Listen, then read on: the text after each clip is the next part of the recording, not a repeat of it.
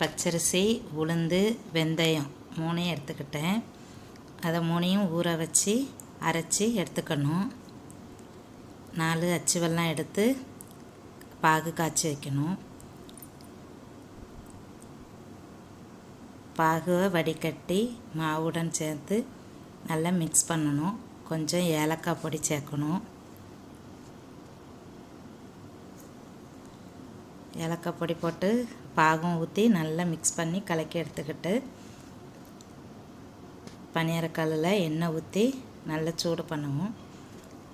சூடு பண்ணதுக்கப்புறம் மாவை ஊற்றணும். ஊற்றிட்டு ஃபுல்லாக ஊற்றிட்டு திருப்பி போட்டுட்டு எடுத்தால் பணியாரம் ரெடி. சுவையான பணியாரம் ரெடி.